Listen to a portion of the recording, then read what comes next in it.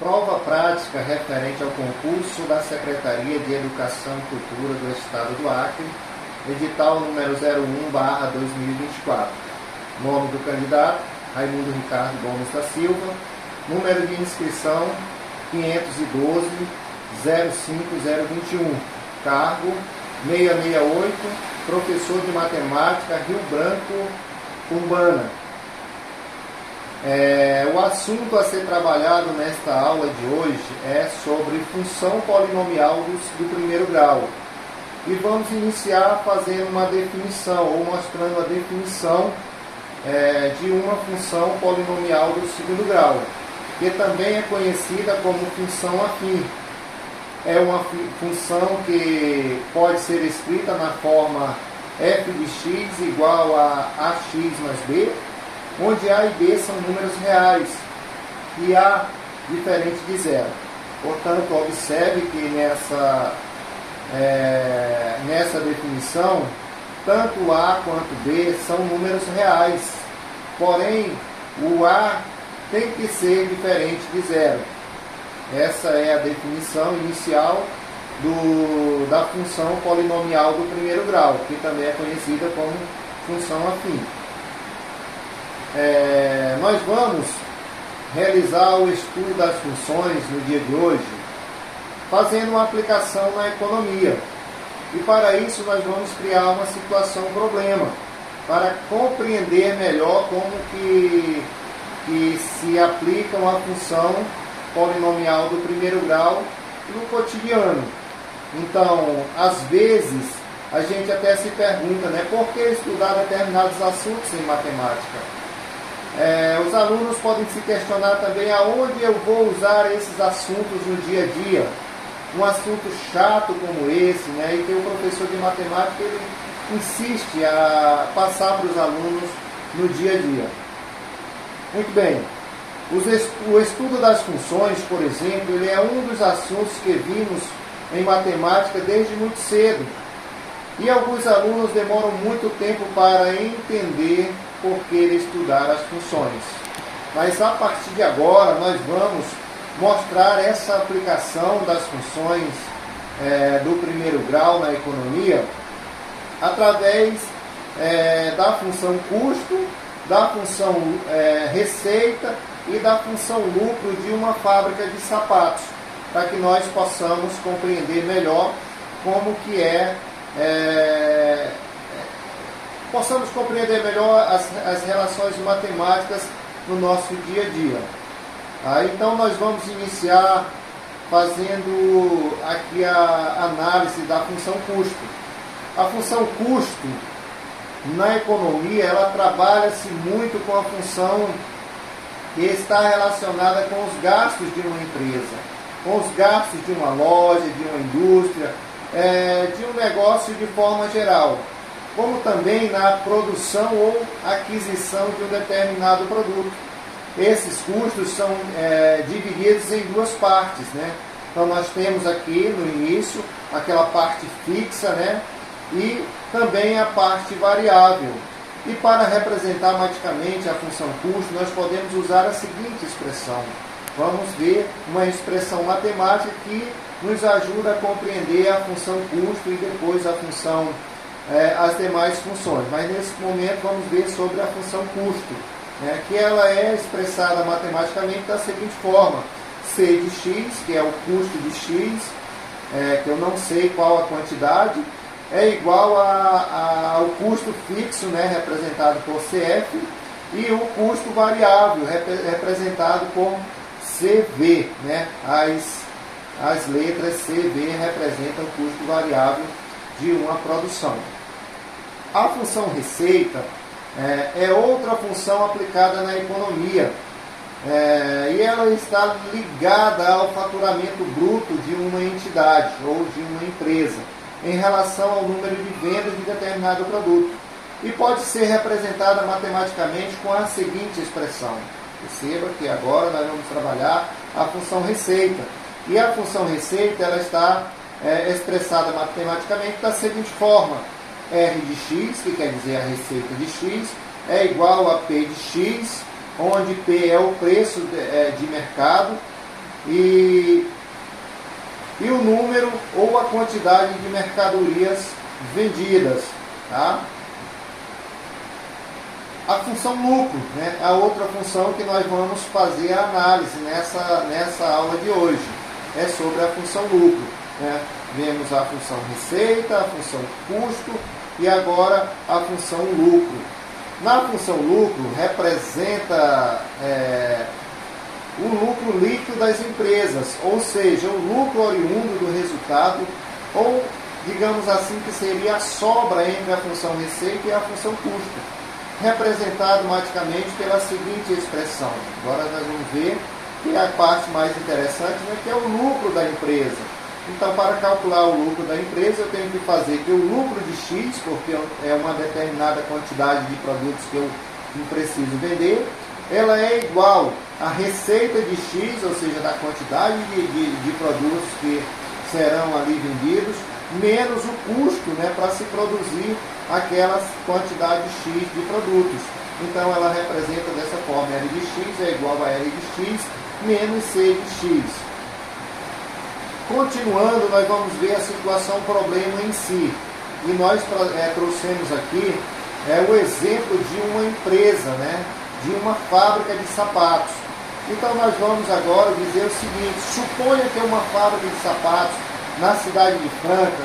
Só lembrando aqui, pessoal, a cidade de Franca é uma cidade que fica no interior de São Paulo e ela é uma das maiores produtoras de calçados no Brasil. Então, suponho que essa fábrica ela tem um custo fixo mensal, aqui o custo fixo é mensal, tá? De R$20.000. E esse custo fixo ele inclui o quê? Inclui salário de funcionários, inclui aluguel, inclui energia, inclui água, inclui também outros impostos, ou seja, é aquele compromisso que a empresa tem de pagar mensalmente por esse empreendimento dela. E que a fábrica também tem um custo variável de R$40 para produzir cada par de sapato de um determinado modelo. Então ela tem aquele custo fixo, né, que nós vimos, que é de R$20.000.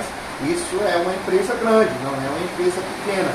Ela tem também um custo variável de R$40 para produzir cada par de sapatos. Agora nós considerem, irmãos, que o valor de mercado de cada sapato deste modelo é vendido a R$120. A partir destas informações é possível a gente montar aquelas funções que nós trabalhamos aqui anteriormente, que é a função custo, a função receita e a função lucro, e determinar quantos pares de sapatos serão necessários vender para que a fábrica ela possa ter lucro efetivo, né? E como também calcular o lucro líquido de uma determinada quantidade de pares de sapatos vendidos. Então, vamos ver a questão do lucro líquido efetivo e também do lucro líquido quando é construído uma certa quantidade de pares de sapatos. Vamos prosseguir.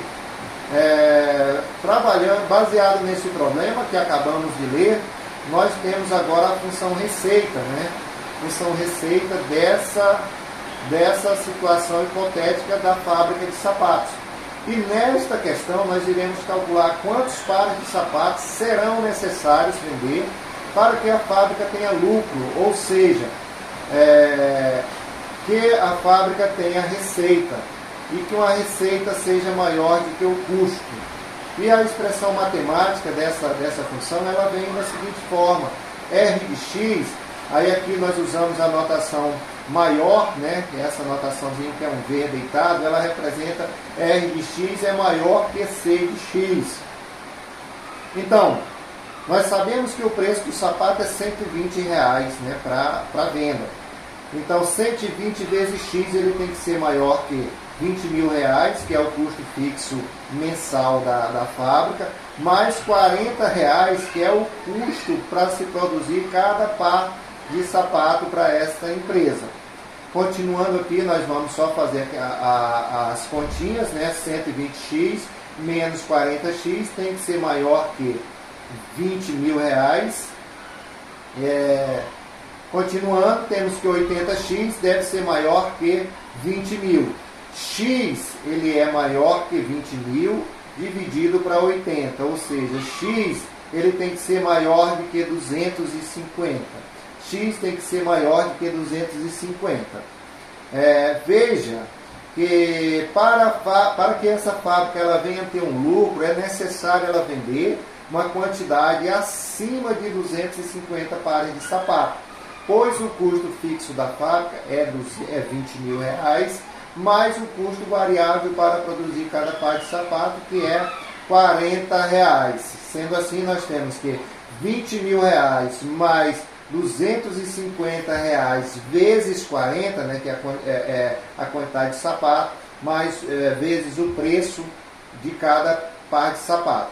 Aí, fazendo aqui as continhas, nós temos que 20 mil mais 10 mil, né, que esse 10 mil aqui ele os 250 pares de sapato vezes 40 reais vai dar 10 mil. Então o custo total para essa produção é de 30 mil reais, tá? 30 mil reais. E isso aqui é o custo que se tem que ser analisado, porque só a partir daqui é que a empresa vai passar a ter lucro, né? Então, se a fábrica vender menos de 250 pares de sapato, ela ficará no prejuízo. Se ela vender exatamente 250 pares de sapato, ela não tem nem lucro e nem tem prejuízo. Mas se a empresa vender acima de 250 pares de sapato, ela terá lucro e este lucro, né, da empresa ele será proporcional à quantidade vendida. Então, sendo assim, prova-se que o desempenho financeiro e contábil de uma empresa está diretamente vinculado ao estudo das funções. E eis aqui uma das necessidades de estudar as funções matemáticas no nosso dia a dia. Então, não adianta dizer que não se precisa estudar matemática, não precisa estudar função, porque é um assunto chato, é um assunto que eu não estou entendendo. Às vezes, falta dinâmica para o professor, às vezes falta didática para o professor trazer isso para a vida real, trazer esses dados para o dia a dia, para que a gente possa compreender de uma forma mais clara. Aqui nós fizemos a aplicação, né, da função na economia, e é assim no dia a dia. Então, facilita a compreensão e nós vimos a importância e a necessidade de se estudar as funções. Tá? A função lucro, né? A função lucro ela é expressada matematicamente da seguinte forma: lucro de X é igual a 120, porque é o preço do sapato, menos 20 mil, mais 40, que é o valor para se produzir cada par de sapato. Agora, suponha que nós precisamos saber qual o lucro líquido na produção de 1000 pares de sapato. Para isso, agora nós vamos fazer também essa nova função aqui e mostrar detalhadamente quanto que eu vou ter de lucro na produção de 1000 pares de sapato. Perceba que aqui, resolvendo essa função, nós temos L de 1000 é igual a 120 vezes 1000, essa notaçãozinha aí, esse asteriscozinho aí acima do 120, representa multiplicação, né? Então 120 vezes 1000, menos 20 mil, que é o custo fixo, mais 40, que é o custo para produzir cada par de sapato, vezes 1000, que é a quantidade de sapato que eu vou produzir. Então, fazendo as continhas aí, eu tenho que lucro de 1000 é igual a 120, menos 20 mil, mais 40 mil. E aí, 1000 é igual a 120, menos 20, mais 40 mil. Né? Estou só repetindo e tirando aqui dos parênteses. Mais embaixo eu tenho que lucro de 1000 é igual a 120 mil, menos 60 mil. E conclui-se que o lucro de 1000 ele é igual a 60 mil, ou seja, o lucro que eu vou ter para produzir 1000 pares de sapato vai ser exatamente igual a 60 mil reais nessas condições, conforme o problema que foi colocado anteriormente. Tá? Então, por aí nós estamos concluindo essa aula, concluindo aqui esse trabalho e finalizando a aula de hoje. Tá? Espero que tenha sido claro nas colocações que a gente fez e espero também que os alunos tenham assimilado perfeitamente o conteúdo desta aula de hoje. Muito obrigado.